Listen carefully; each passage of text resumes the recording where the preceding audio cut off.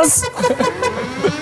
Майкл Щур. А коли наступний альбом? А я пливу в човні. Так розумієш, що ці у вас улюблені зразки, а ці не дуже. Який висів на фасаді. Ах, яка вода гарна! В мене на батьківщині.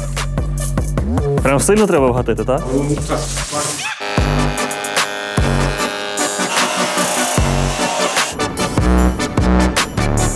Роман ніколи не їздив на Московську. Перший раз. Так, я лізу в цю нору. Ти! Іди сюди! Ти недотроль. Це найкращий парк, який я бачив. Привіт! Я Богдан Логвиненко. Разом з експедицією Юкрейнер ми об'їхали всю Україну, і я відчув, наскільки мало ми про неї знаємо. Адже багато цікавого є не лише в Києві та Одесі, але й в Переяславі, Дрогобичі та сотні маленьких містечок та сіл. А найкраще розказати, чим дихає місто і як воно впливає на людей, можуть тільки ті, хто тут жив. Тому цього разу запрошую вас дослідити міста та села України разом із людьми, які їх добре знають, і яких добре знаєте ви. Це шоу «Амбасадори».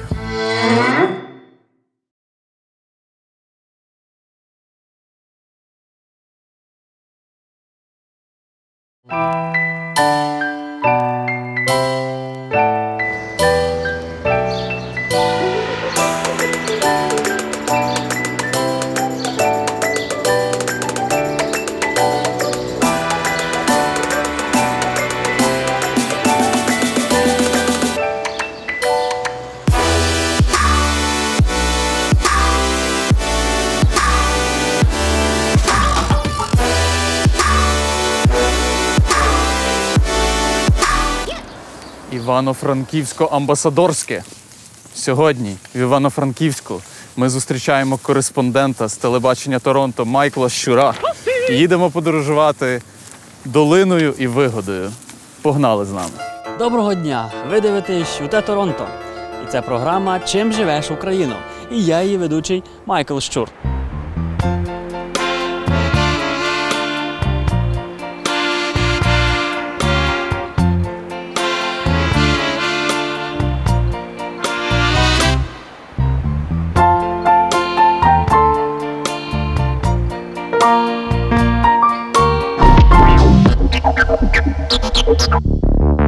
В'йо новин! Вітаю з Івано-Франківську. Далека дорога. Це було теж табличку взяти. Юкрейнер.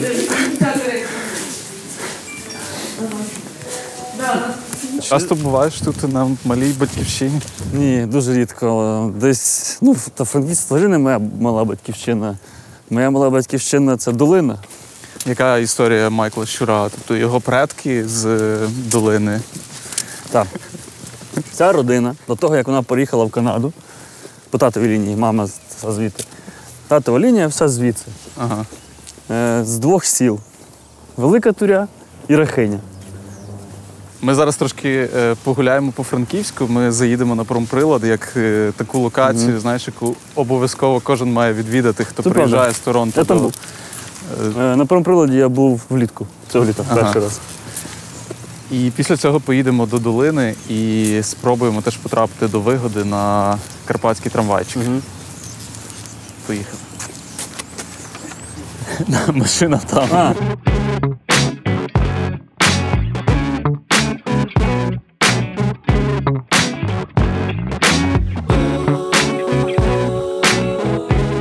Будемо говорити з тобою як з Романом, так? Да.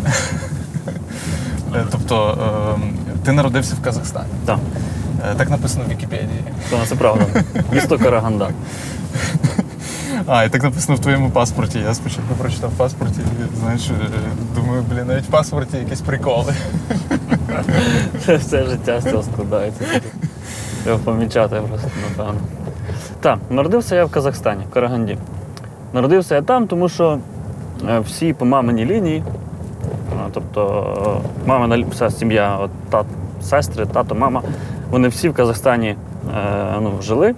Коли мій дідо, виходить, по мамі лінії і баб по мамі лінії, їм було десь плюс-мінус 14-13 років, радянська влада їх всіх родинами вислала звідти в Казахстан. Тому що дідова сім'я, вони були заможні, типу були куркулі в них там. На одного коня було більше, ніж треба, чи на одну корову більше, ніж треба, я не знаю.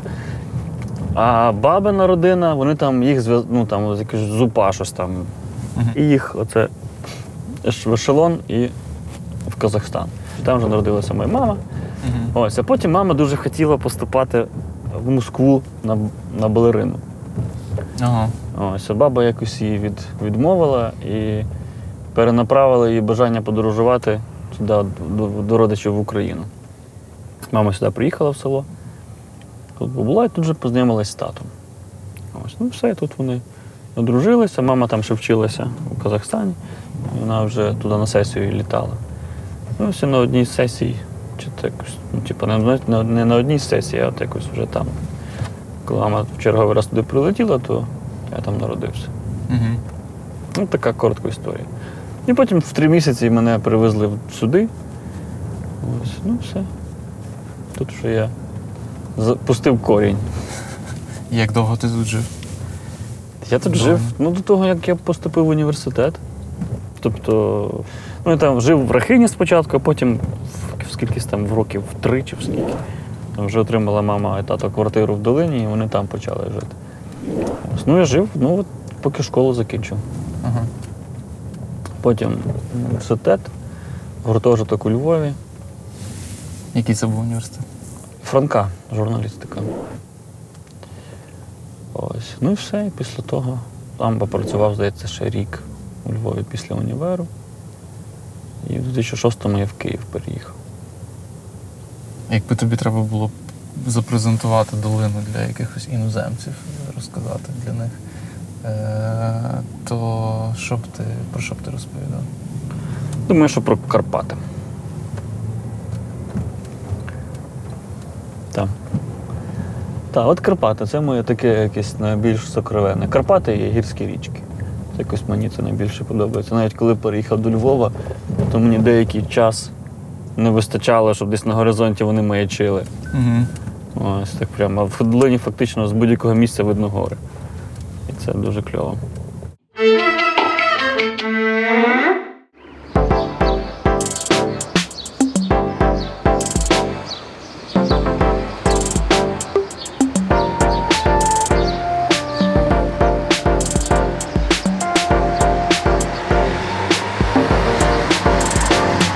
Ми приїхали на Промприлад, це фантастичне місце. Ти казав, що ти вже тут був. Я був влітку. Як ти сюди потрапив тоді? У мене в Франківську живе моя двоюрідна сестра Христина Вінтонів.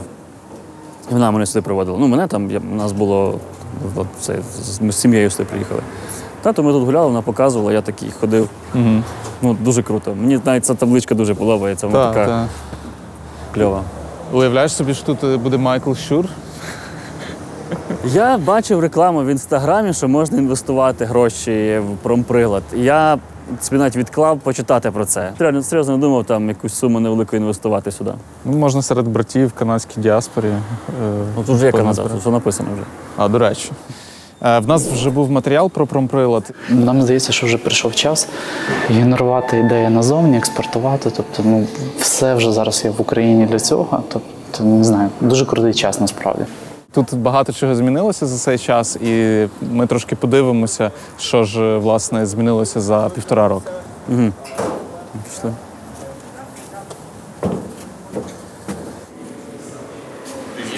Привіт. Добрий день. Доброго дня. Роман. Рената, мені дуже приємно. Я менеджер з комунікації. Ми вас раді вітати сьогодні на проєкті і хочемо показати вам наш макет і те, як це буде відбуватися, власне, всі етапи реконструкції. Запрошуємо. Привіт. Добрий день. Вітаю. Можете вгадати, де ми зараз знаходимося? Так, прикинути. Десь там, мені Так, здається. правильно, все вірно. Зараз ми знаходимося в цьому корпусі. Отож, в нас завод 28 тисяч квадратних метрів. Це те, що ми отримали в спадок. Це 4 корпуси.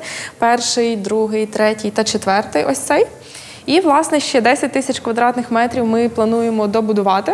Це ось це, так? Так, це ось ця частина, це надбудови сучасні та кіноконференц-центр. Це ми створюємо ті можливості, яких зараз немає у Івано-Франківську. Тобто це великий експо-майданчик, експоцентр. Це такий у нас механічний цех, який ми плануємо надвоє розрізати. Фішка цього всього проекту в тому, що 30% всієї території буде відділятися під соціальні функції. У них буде знижена орендна ставка і, власне, прибуток від цього інноваційного центру 30% буде реінвестуватися в соціальні проекти. І кожен може стати співінвестором. Тобто Юкрейнер і телебачення Торонто може отримати тут кімнатку, так? Не зовсім так. Ви можете купити типу як акції компанії. Мінімальний внесок – це $1000 в гривневому еквіваленті. І, власне, в майбутньому ви будете також отримувати дивіденди. А хто може акції купити? Будь-який інвестор володіє акціями. Які соціальні проекти ви збираєтесь реалізувати? Власне, проект працює в 4 основних напрямках. Це є нова економіка, неформальна освіта, сучасне мистецтво та урбаністика. Весь робота всього цього центру буде спрямована на розвиток цих 4 функцій основних, таких розвиткових. Сюди будуть залучені якісь такі креативні бізнеси, креативні проекти, які будуть давати якусь додану вартість створювати. І вирішувати в тому числі якусь певну соціальну проблему, якщо це стосується соціальних функцій. Ідемо, прогуляємось.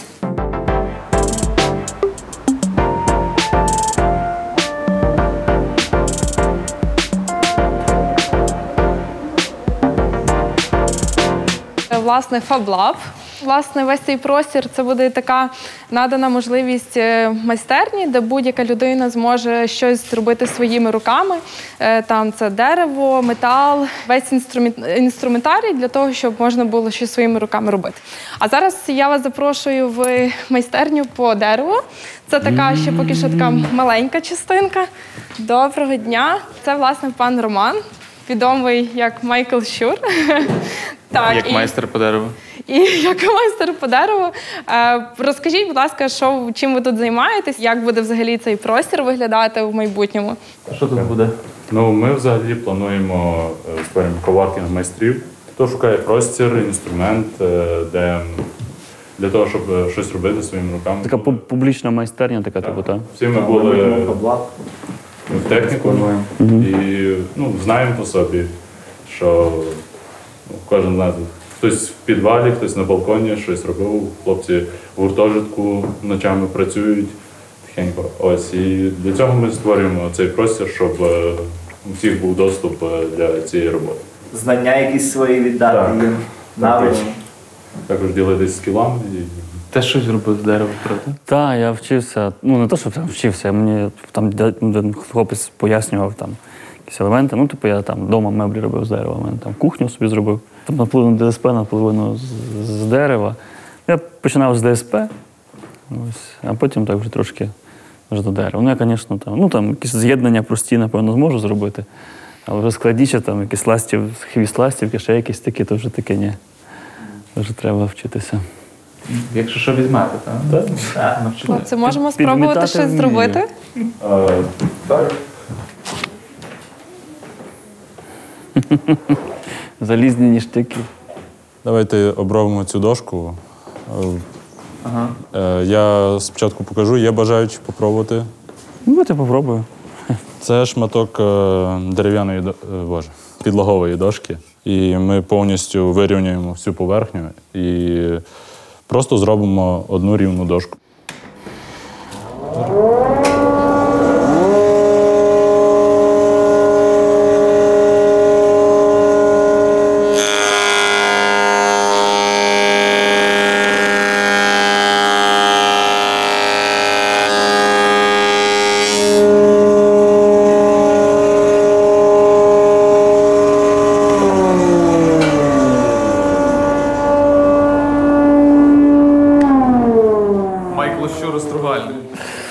Так, можна зробити, так.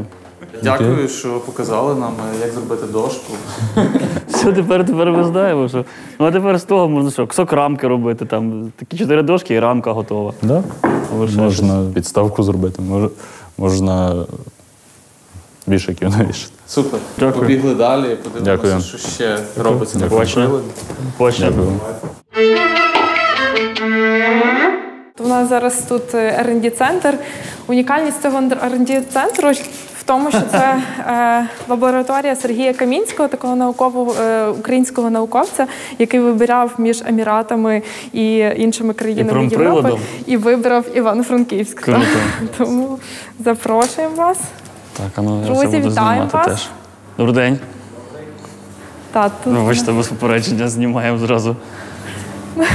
На жаль, Сергія зараз немає, але насправді тут виробляються батареї нового типу без використання літію і які можна буде переробляти. Вірно? Ну так. В цілому ми націлені, щоб у нас вони були екологічні, без цих токсичних електролітів, які в літій-іонних батареях. Фактично, у вас зараз ви так дуже попереду всього світу. В цьому, ну, з китайцями змагатись з літій-іонних там якби шансів немає, там вони це вже штампують в необмежених масштабах. Ми пішли іншим шляхом, щось нове, якого тепер якби немає. А що там зараз відбувається? Це готуються розчини. Це така магнітна мішалка, яка розчиняє там певні солі. Чекайте, магнітна мішалка, вона... Там магніт крутиться під тим. Крутиться магніт, і він закручує рідину? Там всередині такий є магніт. А, всередині є то, що магнітиться. Так, знизу магніт, і всередині колбоці магніт. Розумію. Клас. Для лінивих. Так. Ну, це для лінивих. Так, а це у вас зразки там? Так, це зразки. А їх можна знімати?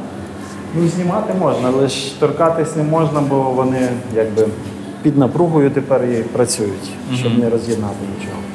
Тобто це відбуваються тести? Так, це циклювання. Заряд, розряд і так. Ти розумієш, що ці у вас улюблені зразки, а ці не дуже. Ці на підносі, а ці так собі. Ні, але для цих музика увімкнена. Більший феншуй. Клас. Дуже класний інтер'єр. Так, мені теж це просто фантастика. Ну, ще в березні тут нічого не було. В березні? Так. Ну так, помалу розвиваємося.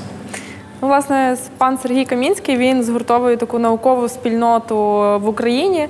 І, власне, науковці працюють і в різних містах. І вони також пов'язані, власне, з цією лабораторією. І це, просто унікальний випадок такої організації. І також, наскільки я знаю, цю лабораторію фінансує фонд Нобеля, а це той самий фонд, який фінансує Ілона Маска. Тому, як пан Сергій каже, через руку з Ілоном Маском. Так. Клас. Супер. Так, дуже кльово. Йдемо далі. Дякуємо вам дуже. Все, гарної вам роботи.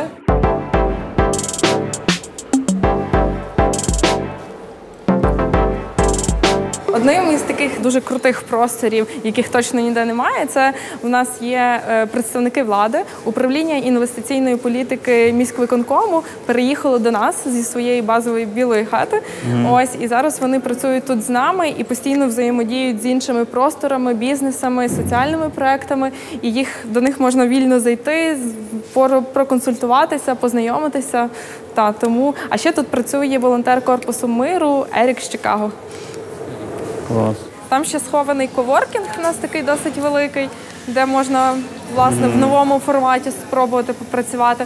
А зараз я вас ще запрошую на терасу, бо тераса – це в нас той простір, який відкрився цього року.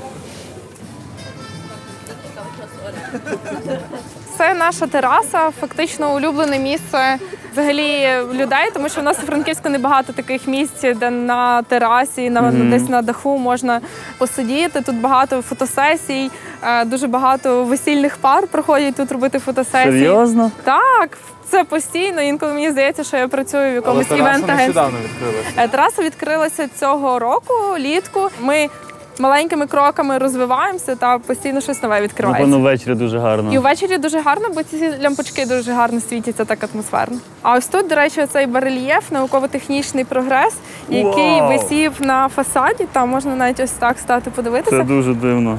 Цей завод – це був такий промисловий гігант, який уособлював взагалі весь прогрес регіону, в тому числі. Цей, власне, барельєф був створений батьком Єреми Стецика. І це про нього? Так, це якраз про нього. І зараз ми його ремонтуємо. І буквально наступного тижня ми будемо його чіпляти вже на своє почесне місце. Так, тому у нас багато планів, багато ідей.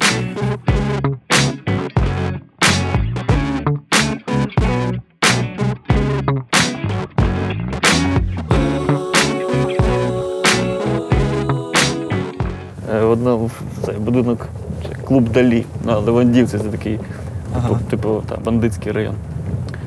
Значить, і ми після саундчеку йшли геть з басистом, йдемо з 2 гітарами. І там просто так в дворі будинку, отако біля тротуару, стоять хлопців там 8-10. І такі, рокери, музиканти, а ви куди? І в одного таке бревно отак на спині, як в Термінатора, пам'ятаєш? Типу, у нього така це. От це в нього як рельса була, а за нього так бревно, ну така гілляка така. Музиканти, а ви куди, бля? Іди сюди. Коротше, ми часто не вийшли, ми такі, все, посадимо, ми йдемо і на ногу.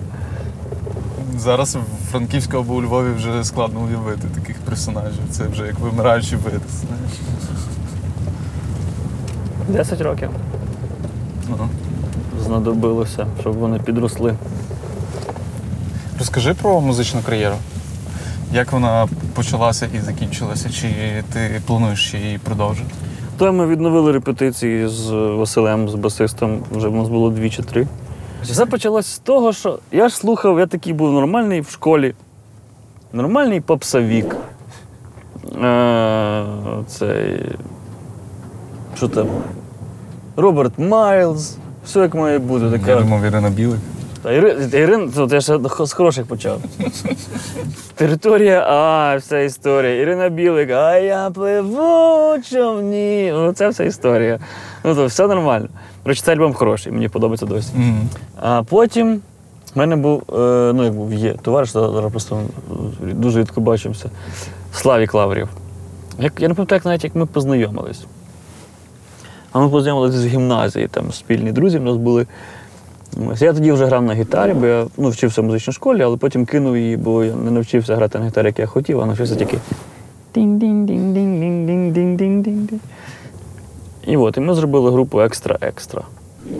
Ми навіть записали пару пісень, там, так, з ними вже більше трошки по концертах їздили. Я знаю, що ти мультизадачна людина, можеш їсти, інтерв'ю давати. Ми не навчилися, напевно, оперувати всіма інструментаріями журналістики для того, щоб виводити різних на чисту воду. Так. Мені це інтерв'ю так аукнулося вже. Там вже я вже бачив кілька версій. Чого я там робив. Значить, одна версія – це про те, що... я такий просто, чого він так багато жре? Друга, яка безкультурність? Третя, та він тролить журналіста. Четверта, ресторан такий звичайний, простенький. Він хоче зробити вигляд, що він ходить по простих ресторанах. Четверта, чи якась 5-та версія. Чекайте, він нам хоче сказати, вдати, що він дуже зайнята людина. Що в нього, нема часу, він тільки мусить їсти. Розумієш, оце все.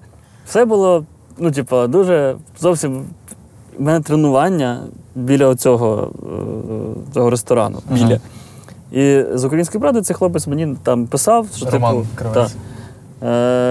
Можемо навіть там. А ми реально, є тренування, там 2 години, мені треба поїсти, і потім я зразу на роботу їду.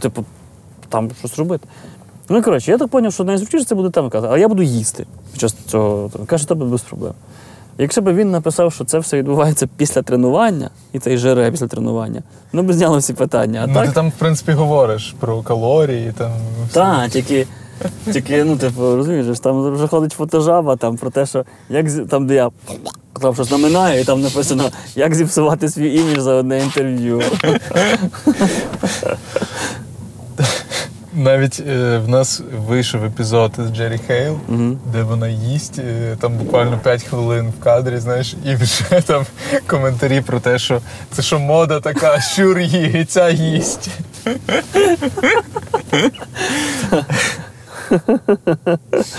Але бачиш, люди намагаються знайти якийсь підтекст, тому що в телебаченні Торонто дуже багато підтексту. Так, і це вже починає. Тобто вже всі знають, що якщо... Має бути якийсь зміст. Так, якщо... Все почалось з назви. Так. Якщо сюжет про Славка Вакарчука, то... Музика вже. Святослав Вакарчук створив першу в Україні аудіопартію. Давайте в цьому випуску, там, де Том Круз приїхав у Львів, і такий садовий. Типу, ну, там щось. Томос. Та. Мені приємно, що президент порекомендував Томасу. Томас! Дуже смішно. Так, це типу на монтажі, я думаю, вони це придумали. І ще дуже смішно асоціація постійна ТСН з єнотами і цими всіми тваринками нещасними.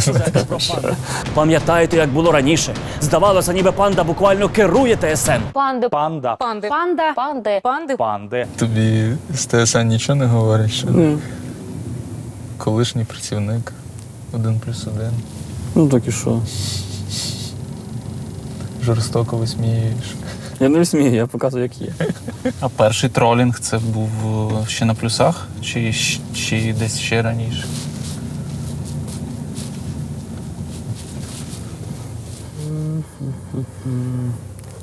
Ну, я думаю, що на плюсах це почалося. До того я займався просто тільки серйозною всякою журналістикою. Потім на сніданок прийшов, і там типу, вже була така можливість, типу, роби, що хочеш. Ось, я почав типу, пропонувати якісь такі, що хочеш, мені та давай. Ось, і це прикольно, там такий зразу фідбек був хороший. Там, в ефірній апаратні всі там казали, що ми чекаємо твою сюжет, давай, що, Рома, давай, що там нового сьогодні буде. Ось, і це такі були фани. Ми якось, я дзвонив в банк одного разу. Здається, це в банк дзвонив. Ну, я можу помилятися, може це я пізніше вже робив, але мені здається, що це тоді. Бо там були такі дзвінки, типу, коли я по телефону тролив. Знімали це на відео. Дзвонив в банк і хотів кредит взяти під заставу типу, силіконових грудей. Кредит на пластичну операцію дружини під заставу, щоб був все силікон. Кажу, це дуже, ну, типу, я переконаний, це дуже дорого. Воно дороге. Це реально, типу, ну, якщо не ми просто віддам назад силікон і все, якщо не виплачу кредит. Та ні, ну, типу, у нас тільки, ну, коротше, таке. Ось. Що мені подобалося робити, там такі штуки були прикольні. Ми на День добра, там якийсь був Всесвітній День добра. Я взяв костюм смерті, одівся з косою, все, і роздавав біля метро мандарини. День добра, розумієш? Ну, смерть, коса, і то, типа, візьміть, будь ласка, і то, типа, народ шугається, але бере. Ну, це таке так, ну, прикольно. Ти бачиш просто реакцію людей в якихось таких нестандартних ситуаціях.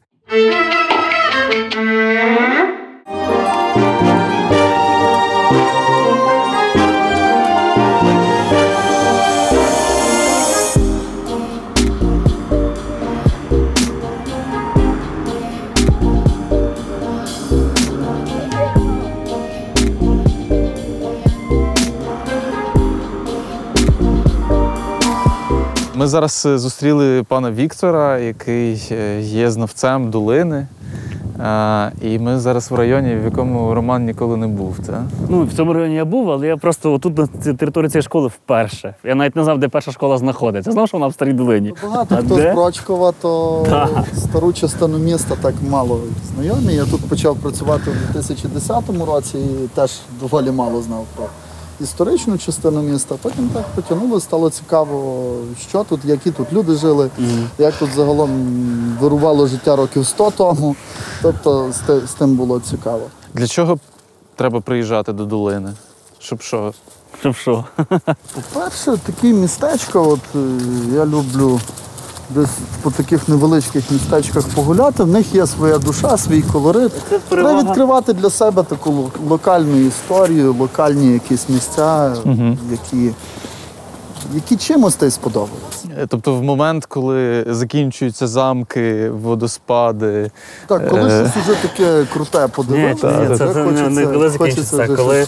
Розумієш, в маленьких містечках з людьми можна говорити, і вони якісь відкритіші, мені здається, ніж в великих містах. Тому що, ну, типу, в великому місті там стільки людей, що вони один від одного втомлені. Так. А тут навпаки. Або в туристичних містах. Так. А тут навпаки. Тут, ну, вони не втомлені від спілкування, від людей. Ми виходимо вже на частину єврейського кварталу. Дорога. Зараз тут трошки благоустроїли, бруківочку поставили. Це я бруківку вперше бачу. Єврейський квартал чим характерний? Тут тут вирувало економічне життя. Тому що невеличкі крамнички, майстерні, якісь швейні цехи невеликі, якогось роду такий маленький, дрібний середній бізнес, все це вирувало тут, і майже все знаходилось в руках єврейської громади. У мене 3 чи 2 місця в Старій Долині, де я більш-менш регулярно з'являвся. Військкомат і дитяча лікарня. Все. Тобто долина настільки велика, що з району до району. Ні, ну так чисто ти ходити. А нову частину збудували, коли тут нафту знайшли і газ, Коли так? знайшли нафту. Тобто першим скарбом долини була сіль. І якщо дивитися історію, то з 979 року бере початок наше місто, і воно розташоване на великому соляному шляху, який в Європу возили цей стратегічний на той час продукт, адже сіль на той час єдиний консервант. Винайдення холодильника, консервації, тільки сіллю. Тому на нашому гербі 5 топок солі, а також зверху корона, тому що місто мало магдебурзьке право з 1418 року. І титул міста був гоноровий – Вільне королівське місто долини. Щось дуже схоже я чув в Дрогобичі. Щось дуже схоже. Там теж сіль і нафта. Нафта, сіль, топки солі.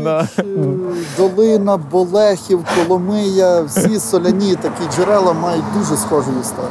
Ну а долина з Дрогобичем ще пов'язана і нафтою.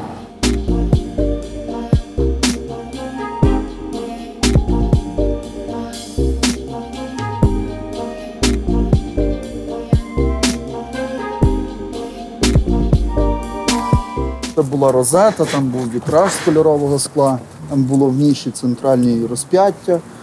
І коли вже прийшла радянська влада, стел передали як спортзал для школи. Розету, звичайно, десь м'ячем, напевно, розбили. Також не вдалося зберегти орган, невідомо куди він дівся, ну і багато чого цікавого. З 1992 року вже передали католицькій громаді. Зараз тут теж вирує життя. Дякую за прогулянку, за невеличку екскурсію. Дякую Їдемо вам далі. за вашу працю.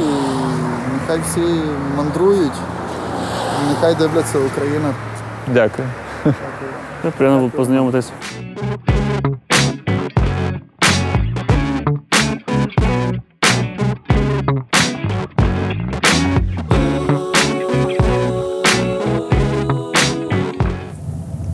Як тобі старе місто, Стара Долина зараз? Мені Долина дуже подобається, тому що я туди рідко приїжджаю і кожен раз бачу великі зміни. Все більше. Тому це всі зупинки кльові. Тому, хто постійно живе, їх побачити значно складніше. Так, це правда. Я люблю, мені подобаються маленькі містечка, мені через долину подобаються маленькі містечка. Тому що це, типу, ти поселився і ти знаєш всіх довкола.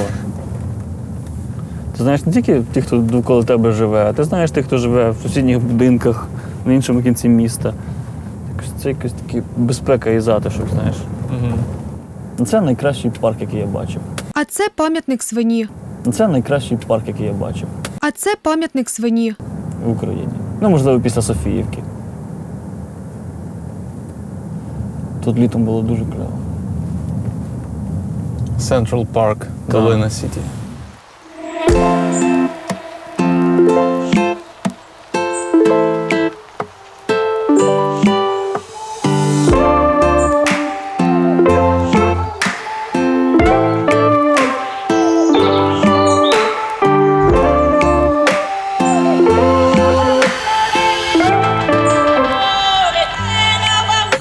Це міський парк. Тут колись такий був трошки незрозумілий напис. Ні, нема. Там був напис «Міський парк» і А була така, як буква Ю. І я завжди читав «Міський пюрк».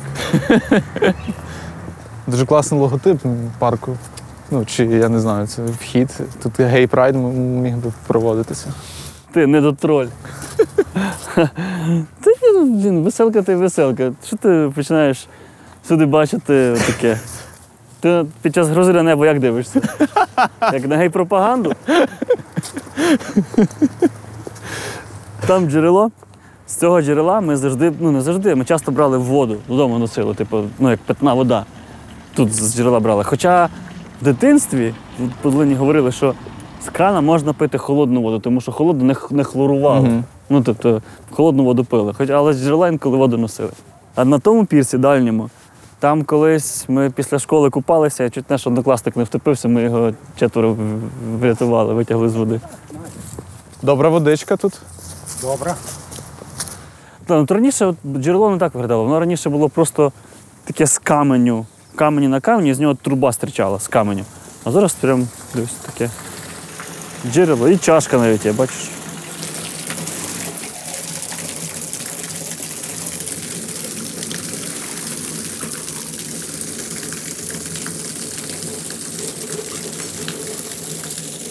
Попив водичку в стилі Олега Ляшка. Ах, яка вода гарна! В мене на батьківщині. Якби була корова, то ми б підвели туди її поцілувати. Байдарка пливе, бачиш? Бачиш? Тренер, учень. Ну, тренер розумний на велику. Малий швидко пливе. Так, колись такого не було у нас. Байдарками ніхто не займався. Тут можна бути з собою. Ну, типу, не Майклом Щуром, не кимось там, журналістом. А ти тут тип, який тут був, коли в школі був. І це дуже, дуже комфортно, це прикольно. Ну, мені так би хотілося. Якось впізнаваність обмежує твою свободу, ти відчуваєш? Угу. Я не можу набухатися. Ну, в пабі. Вже довго? Давно. Це неможливо. Ну, тобто, це просто змушений контролювати себе. Якщо поки ти був там, ну, ти, всім було пофіг на тебе. Ось, то потім якось, ну, незручно чи що. Угу. Ну, це взагалі не то. О, можна з вами селфі? Та пішов ти на, бля. Розумієш? Як це буде виглядати? Ти фільтруєш те, що ти маєш говорити. Чи були в тебе якісь такі ситуації, коли ти відчував, що, блін, я ж вже не можу цього сказати? Думаю, це так, знаєш, поступово все відбувалося. Внутрішній цензор закріплював свої позиції. Ось. Ну, насправді це постійно, тому що це на мене це досить сильно такий тиск якийсь робить. Тому що, ну, типу, через те, що там мене читає там якась кількість людей, там, ну, то треба просто поменше писати бздури. А інколи я просто людина, я просто отак думаю. Я художник, я так бачу. Кілька прикладів мене навчило, коли ти написав якусь бздуру, а потім ти прилітає за неї. Ти такий, лежиш під цим катком, добре, все, хлопці, все, я поняв. Там чи дівчата. І все, і через це я стараюся якось там, навіть інколи не пишу нічого. Угу. Ну, тому що треба зробити факт-чек. На кожен пост має бути свій факт-чек. Так. А що було найбільшою бздурою?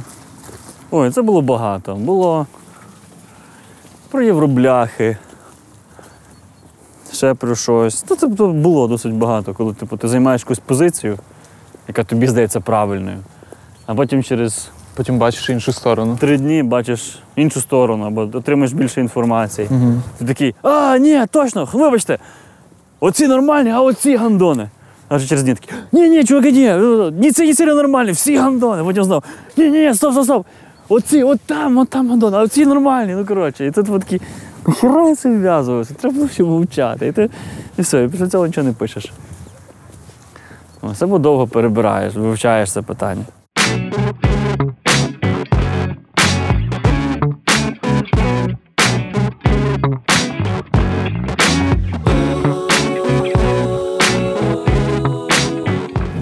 Як тебе змінила армія?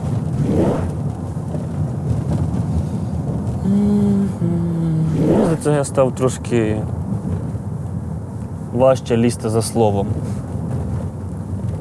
Ну, тобто, якщо так все дуже спростити, то моє найбільше відкриття було це наскільки зрада, не зрада, наскільки стереотипи власні можуть диктувати сприйняття світу. Тобто до армії я був переконаний, що армія це що?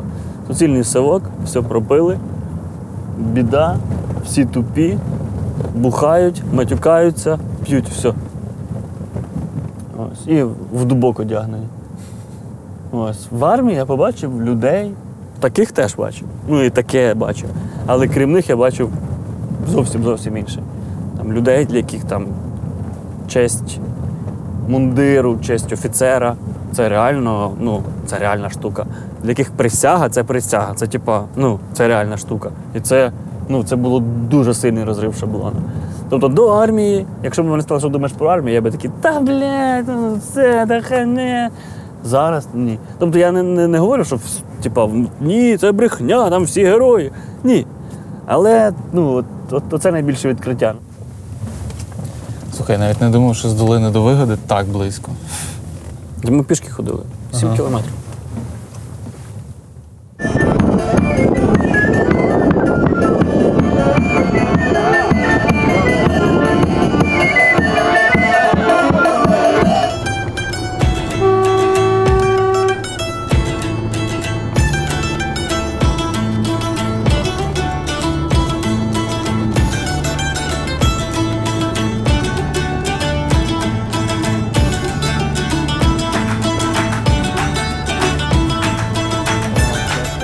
Вітання. Богдан. Взаємно. То Роман. Це Роман. Цю людину не потрібно представляти. Правда, треба, уші востро. Уші востро. Що, заходимо? Заходимо. Цікаво просто.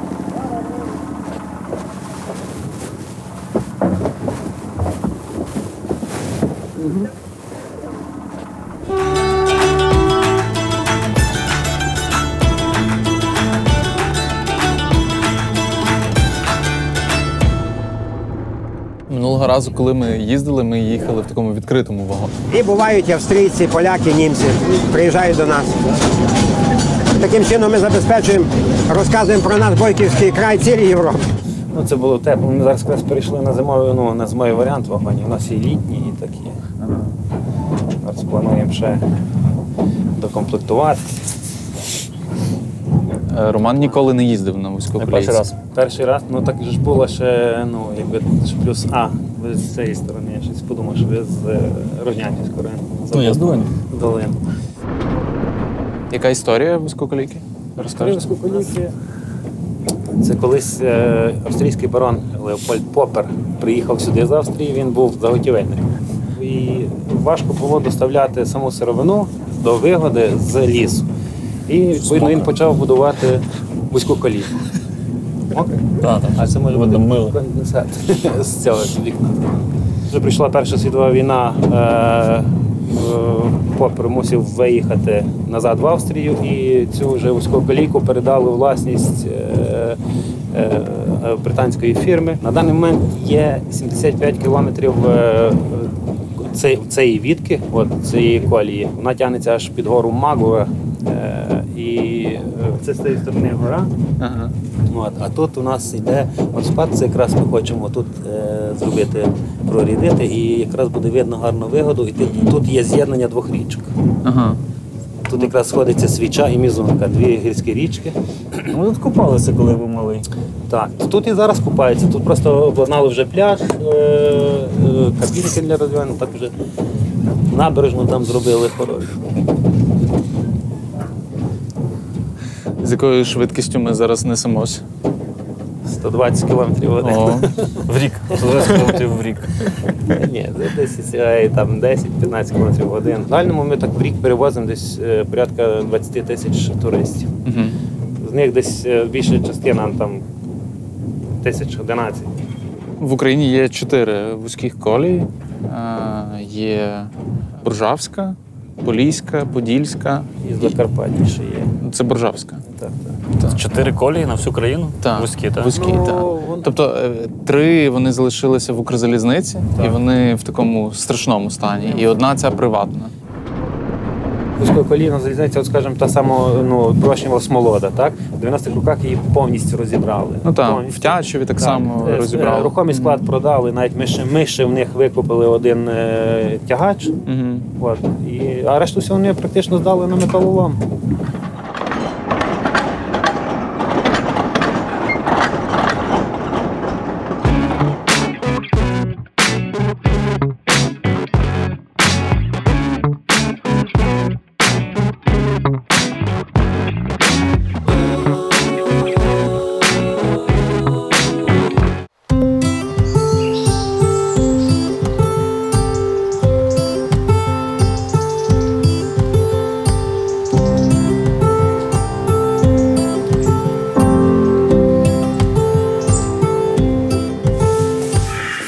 Доброго дня.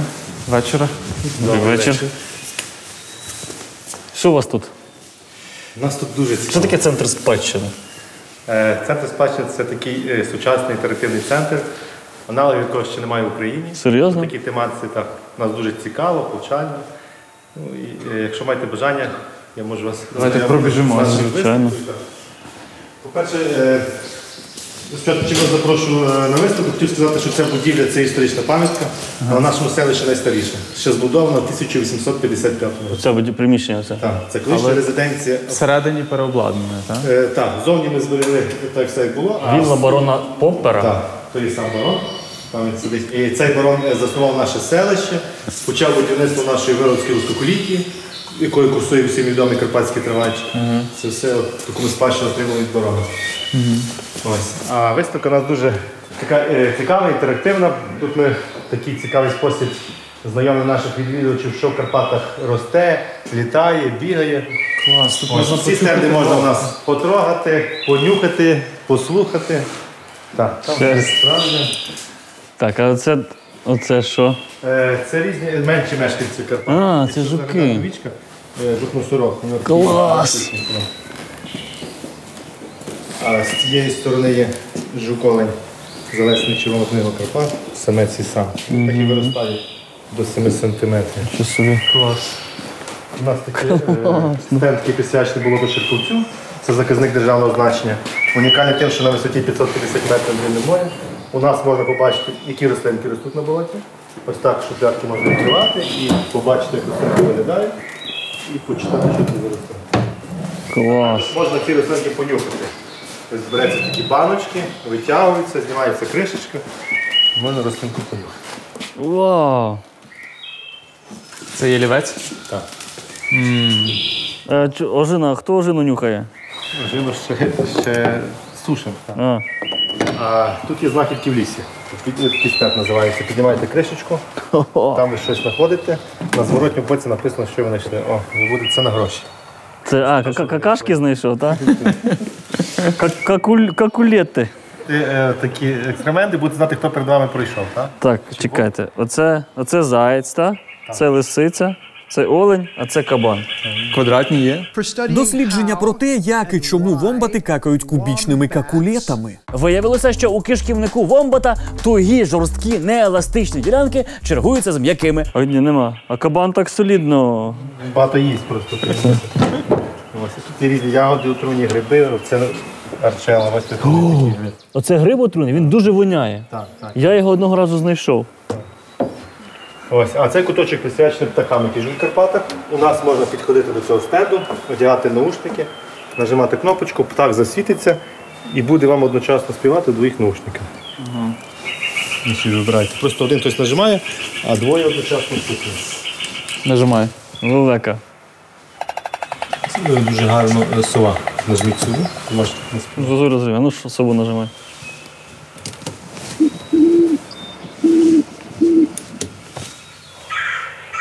Стукає. Так, клас. Там у нас є гірка, така цікава атракція, дуже полюбляють діти і дорослі. Туди одночасно вміщається 3 дорослих. Там є екран. І ми знімали, як в лісі поводить кабан, лисичка. Ми за ними споглядали, це знімали, вони нас не бачили. І ви можете теж залізти в нірку, з ними поспоглядати. Серйозно? Хто боїться в нірку залазити, можна в дупло підняти, там і схід. Я різав нору. Діти дуже гарно, коли... Зараз знімати. Ти перший? Так, зараз я. Вчора у нас був рекорд. Ми витягнули 18 дітей. Я не знаю, як ми вмістилися, але 18. Так, я лізу в цю нору.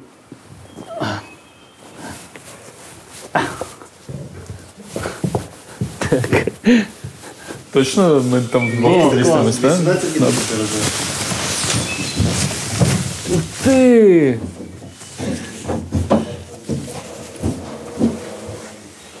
Клас.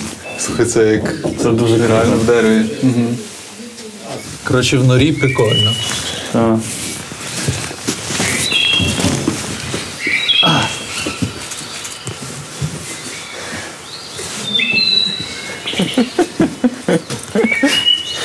Відчуття, наче ти в дереві, в дуплі. Там зверху. Всередину дерева може бути. Від машиніст. Ага. Можна вирішити таку віртуальну. Так що заходьте всередину. Клас.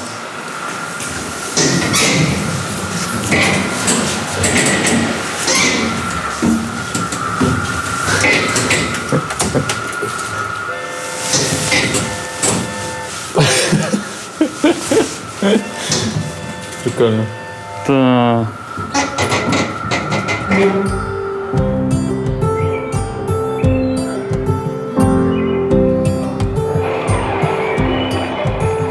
Дуже круто. Дуже круто. І коли ви зробили цей музей? Проєкт почався в листопаді 2013 року. Проєкт називався «Карпатські високоліки», і в рамках цього проєкту було якраз розроблено концепцію цієї виставки, зреконструйовано цю будівлю. Ну, і вже в грудні 2015 року вже проєкт був завершений і було створено кінцевим етапом реалізації проєкту було створено комунальне підприємство, яке вже опікується цим інтерактивним центром.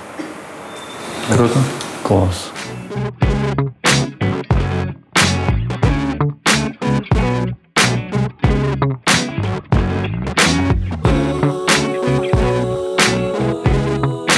Мені здається, що зараз найважливіше – це мова. Ну, це там моя якась думка. Про те, що неважливо, який ти робиш контент. От просто неважливо. Якісний, неякісний, попса, не попса. Головне, щоб це було українською. Ось і все. Чим більше, тим краще. Нам треба оце все робити. Не впевнений в тому, що це красиво, комусь цікаво. Та роби. Ну, типу, просто роби, все. Чим більше ми це зробимо, тим краще буде через 5 років. Все буде зайнято. Нам треба звідти цю всю херню витіснити.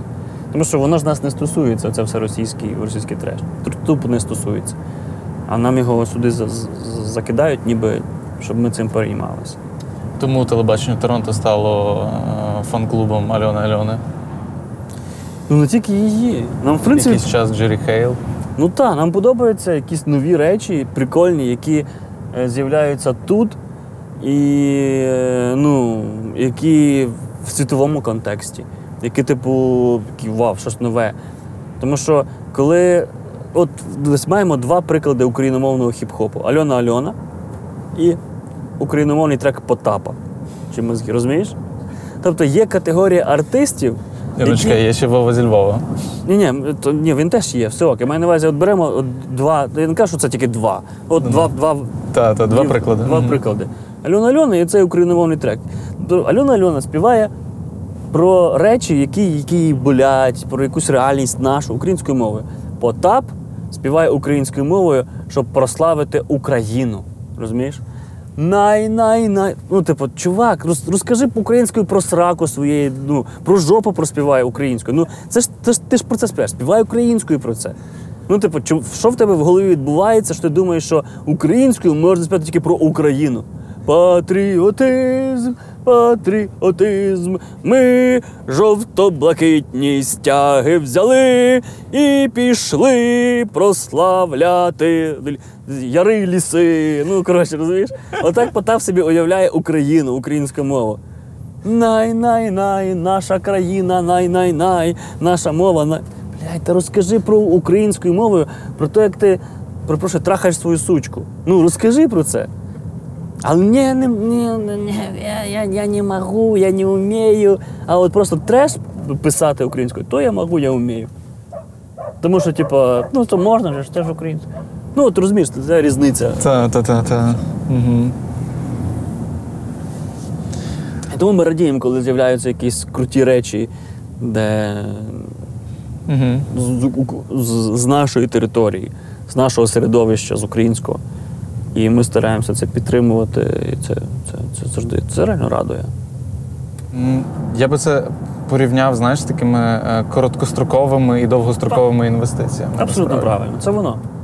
Та, зараз вигідно. Ти зараз, зробив російською мовою щось, і ти отримав, якщо воно прям реально крута ідея, ти отримав там не 5 мільйонів переглядів, як в Україні, якщо реально якась крута штука, а там 20 мільйонів переглядів, тому що тебе подивилися в Росії, в Казахстані, ще якась біда в Азербайджані, Вірменії, Грузії. Придністров'ї. Так, Придністров'ї подивились, в Осетії Південній, всюди, де добиває інтернет російський. Ось, подивились тебе. Ти радієш, прям круто, багато переглядів.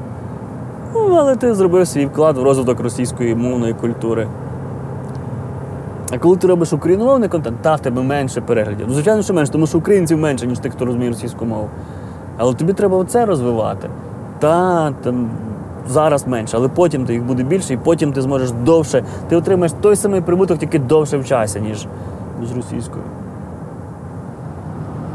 Але фактично телебачення Торонто теж переформатувалося трохи. Тобто, там, мені здається, в АЄОА. У Москві пройшов мітинг на підтримку приєднання Криму до Росії. А за що ви стоїте, простите? Ще було досить багато новин з Росії. Висміювалися якісь там російські штуки. Зараз фактично цим займається цей Яніна Соколова своїм вечором, тобто такою, наче антипропагандою. Ми свідомо звідти пішли. Ось.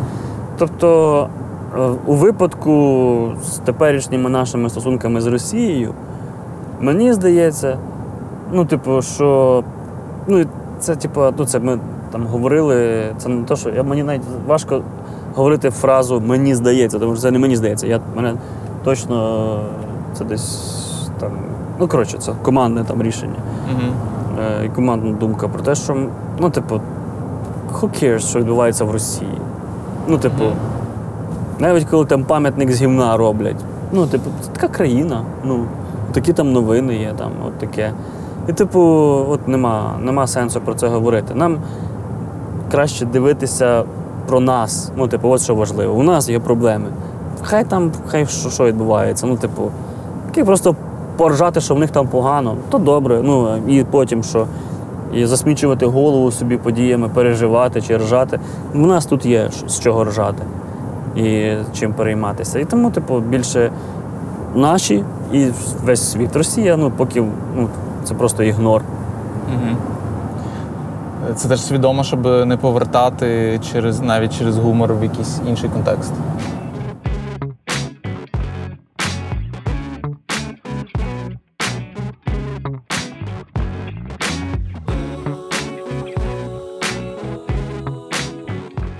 Ми приїхали на кузню до Володимира. Ви тут займаєтесь ковальством, так? Так. Покажете нам щось? Можу показати щось. Давайте. Щось закладати. А давно ви, скільки років ви цим займаєтесь? Десь 10. Ви зараз десь бачили, як вони то роблять, і собі знали, як з тим працювати? Ні, у мене дід був коваль такий, знаєте, плуги робив, знаєте, сапки, мотики, таке, знаєте, по сільськогосподарському. А я вже так, по такому. По-красивому. По-красивому. Цим бити? Так, але ж так. Треба чітко попасти одразу.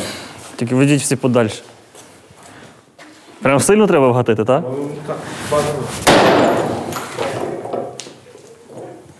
Бачиш? Монета щастя. Все, готово. 30 гривень. Монетний двір. Так. Нацбанк, до побачення. А, це міхи. Ага. Ага. А, то зроблено для того, щоб воно піддувало. Там він з власною вагою робиться. І що там, щось видно? Ні. Треба той вимкнути, щоб побачити.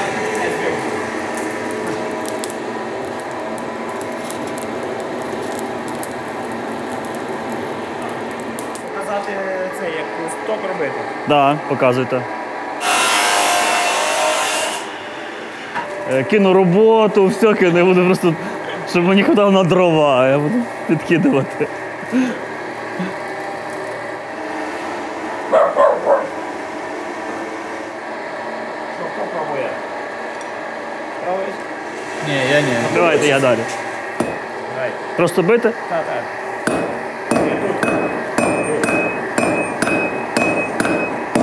Що? Добре, чекай, я зубом більше зроблю. Я не попадаю, я там. Це була дуже класна подорож по твоїй рідній долині і околицях, таких як, наприклад, Івано-Франківськ. Та ще ті околиці. Можна прилетіти, як ми вже за сьогодні дізналися, до Івано-Франківська і за день побачити надзвичайно багато. Так що подорожуйте, це тобі теж такий подаруночок. Дякую. Ми розіграємо таку книжку в Ютубі за найкращий коментар. А я за найгірший. На своєму Фейсбуці. Дякую тобі. Дякую вам, що запросили. Дуже крута подорож. Подорожуйте Україною, дізнавайтеся більше про власні місця, про місця навколо України і надихайтеся. Па-па. А чому ми до скорботи приїхали? Мені здається, я не за тим автобусом поїхав.